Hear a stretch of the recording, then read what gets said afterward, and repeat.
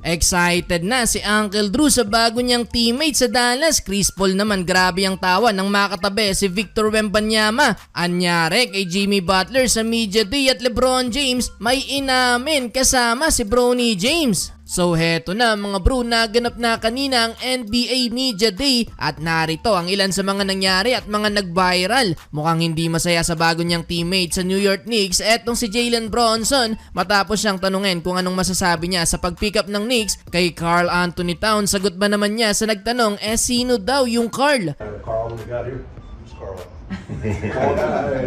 Kahit si Josh Hart pabiro pang nagulat nang malaman na nasa Knicks na pala etong si Towns.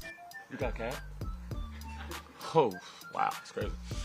Well, ang naging kapalit lang naman kasi ni Towns mga bro, maliban kay Julius Randle, kasama din sa package ang isa sa mga Villanova boys na si Donte DiVincenzo. Expected sana na makikita ng mga fans ang apat sa Villanova boys matapos makuha ng Knicks this offseason si Mikal Bridges. Pero dahil nga sa nangyaring trade mga bro, malabo na tuloy mangyari yan. Though panalo pa din naman sa trade sigurado ang Knicks. Sa kabilang dako naman mga bro, nakakapanibagong makita na ibang jersey na ang suot ni Klay Thompson. Fresh na fresh with full gear suot ang jersey ng Dallas na kahit si Uncle Drew hindi napigilang mapangitin nang makipagkamay sa bago niyang teammate.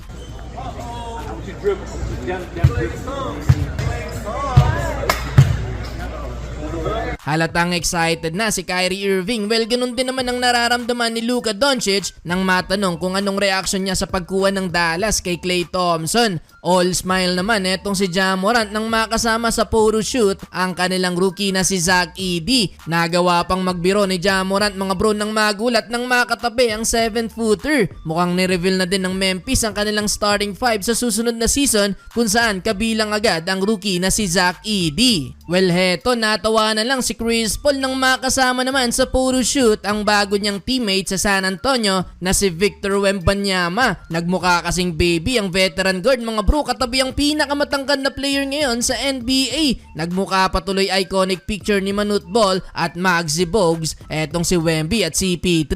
Ang inaabangan naman na si Jimmy Butler tuwing media day mga bro, mukhang wala munang joke time at nakalock in ng star player ng Miami Heat. Wala ba namang gimmick na ginawa ngayon si Butler kahit na nag-viral ang picture na to kung saan kalbo si Butler? Well, heto, wala nang makakapigil pa sa history na nagawa ng mag-amang LeBron James at Bronny James Jr. dahil opisyal nang magkasama sa kanilang unang media day ang magtatay. Tila cold picture pa ang kuha na to mga bro dahil nakalagay lang naman sa likod ng kanilang jersey ang apelidong James. Nagkaroon pa ng konting biruan etong si LBJ at Bronny sa unang beses nilang practice. Kaya naman tila hindi pa mauubusan ng gasolina sa katawan si LeBron James dahil matapos daw ang stint niya sa Team USA, sinabi niya na marami pa siyang maipapakita. Your reaction to being the oldest player in the league again?